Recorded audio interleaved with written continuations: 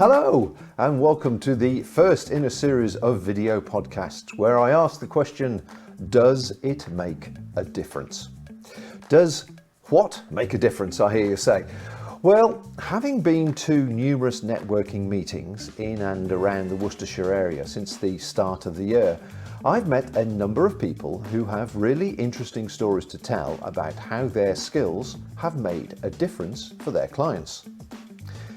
Initially, the conversations were all publicity or marketing based, such as copywriting, social media, photography, PR, web design, graphics, printing, video, podcast, live streaming, and so on.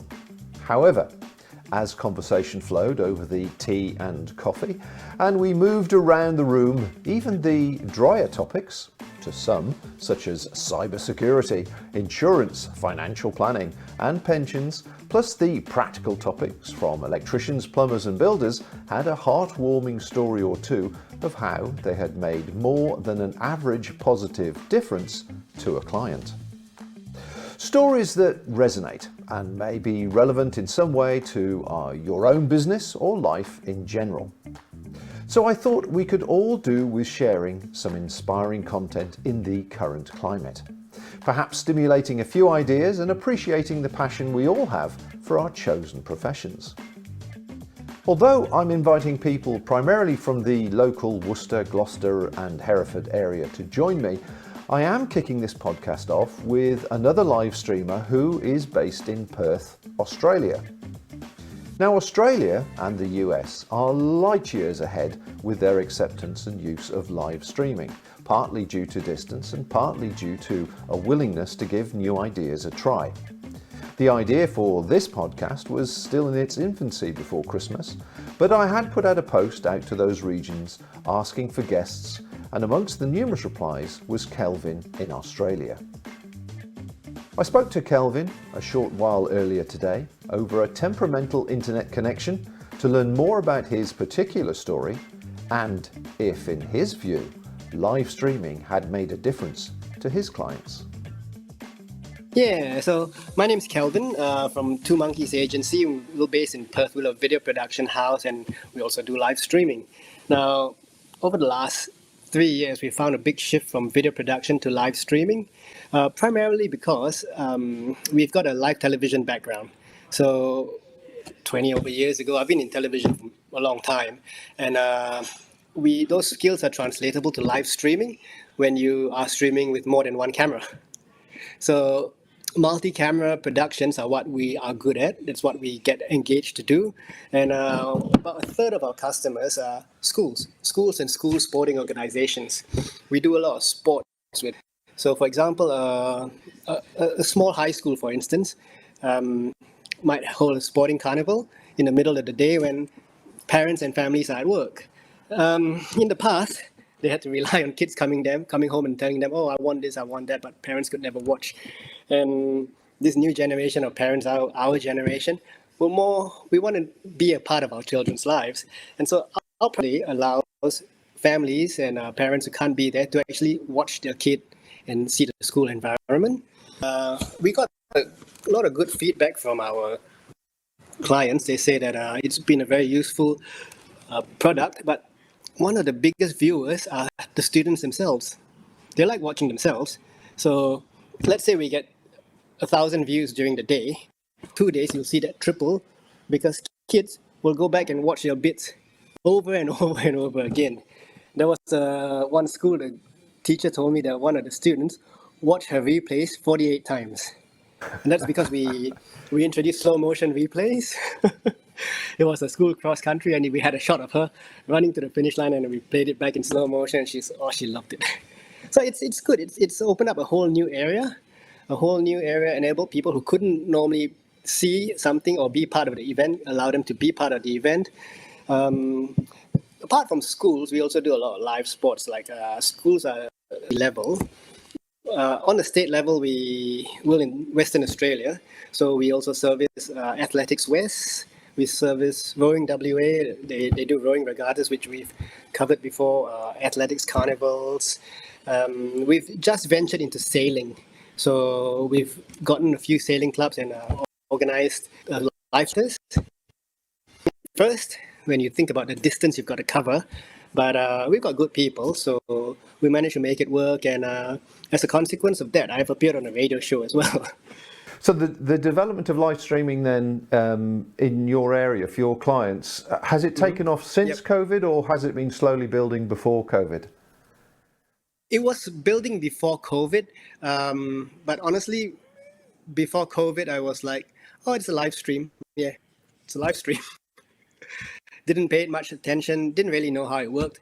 But during COVID, the demand came because, you're locked in, you can't go out, but life still needs to go on. And a lot of community sports. Well, what actually happened was a lot of international sports got cancelled. So TV stations, TV networks, streaming services had no content because there was no live sports.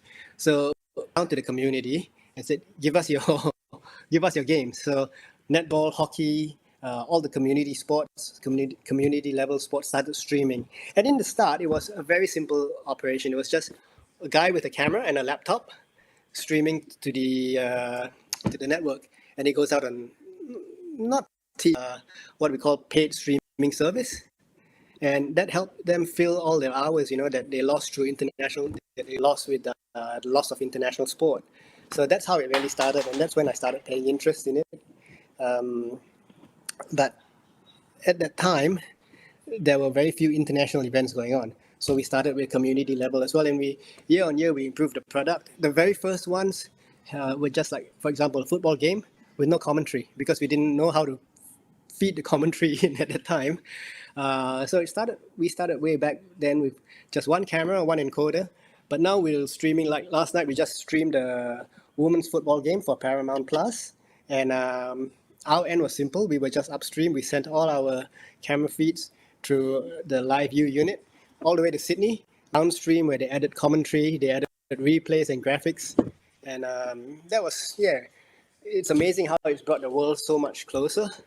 Yeah. So what about some occasions then when you've had people that were sort of reluctant to do a live stream, and they've booked you reluctantly, but actually the success has been outstanding? Well, just last week, this was a school. We're in the middle of swimming carnival season in WA, Western Australia. So last week I had a school where they knew they needed to do it, were a bit reluctant to do it because it added to their workload. Having a live stream will just add to the workload. So, and the teacher that I was dealing with, the sports teacher, wasn't very friendly. She said, "I'm very stressed. I don't know what you're doing." But at the end of the day, she actually reached out and said, "Oh, thank you so much. It looks so good. It looks so professional. Really well done." And guess what? We're doing their junior school next week. No, not next week. This Thursday, we're doing their junior school now. Yeah. Initially, it was hard to win over because the main obstacle was, we've never done it. We've never done it before. Why do we want to do it now? Like, for example, some of them are like that, but with the athletics organization, for instance, they knew there was a need for it, but they just didn't know how to do it at the time. Over here, we're trying to penetrate the sailing community, and we found that the sailing community is very reluctant to do something like that. So we've just done one last month, and that worked out really well. So from our point of view, it's about making the clients see a return on their investment. It's going to cost them money to engage us and all that. So we've got to help them be able to afford us. So we've come up with packages. We can sponsor certain segments. We can add, like, for example, replays, instant replays. They're pretty popular, and you can get them sponsored. That helps defray the cost for the client to engage our services. But by and large, it's been pretty successful. Yeah. Okay. And when you say getting a return on investment for the clients, have they managed to get a big enough investment to cover your costs and obviously add to their funds? Well, the best clients don't tell me but I know I know they, they're not going to tell me because they think like, oh, if I tell him, he'll up his prices next year. But no, the fact that they come back means to me that they can do it. It works for them. And what about your sort of corporate clients then? Do you do sort of exhibitions or events where they're going for a wider reach than the actual local community? Yes, we do. The corporate events, we don't do as much as we do sporting events. We do like national events, so maybe a company based in Sydney, but has offices all around Australia, wants to do a live stream awards presentation maybe, and we do the Perth end, or like for example, like one of the accountants organizations, it's a national accountants organization, had the induction of their new members, so we streamed it for them in Perth, and Australia wide they can see it. Yeah. Non-sporting jobs, we used to do like school graduations and awards nights. So those are end of the year jobs when they graduate the year 12 students, and we live stream it with 3 cameras, make it look good. Again, because we're not an AV company, so we don't do lighting, we don't do speakers and PA and all that. We're really at the mercy of the vendors who are providing that service. And so, just sort of conclude then how things have changed for you in the last few years. Where do you think it's going? Do you think it's going to be predominantly sport? I mean, obviously that's your main client area, sport. Yes. But do you think there are other industries or other areas where they're starting to understand the impact that streaming can have? Yeah, definitely. There are other areas. Sports will grow. Sports can only grow because there's so many leagues around it. You know, one the exposure. Heard of a league called pickleball? I don't know if you've heard of pickleball. I haven't. No. But they started a pickleball league and they're going to live stream that. Right. Okay. So it just shows you, how everyone wants their minute of fame. But it's not just about being famous. It's about exposure, exposing your sport, your community to the rest of the world. Good thing is you can watch it all around the world. Yeah. So like, for example, the World Transplant Games came to Perth 10 months ago. Yeah, 10 months ago they were here. And initially the organizers hadn't budgeted live stream. They said, we've never done this before. Why do we need to do it? The week that the athletes arrived, they started panicking because every one of them was asking, where's the link? Where's the link? And so they rang and we said, yeah, we can help you out. Just depends what kind of scale you want. And obviously, because they hadn't budgeted for it, they could hire a series. So we streamed selected sports, selected events, and it worked out really well. And I can see it worked really well because you're getting comments from all over the world. From friends, families, comments coming in fast and strong. So that had a very big reach.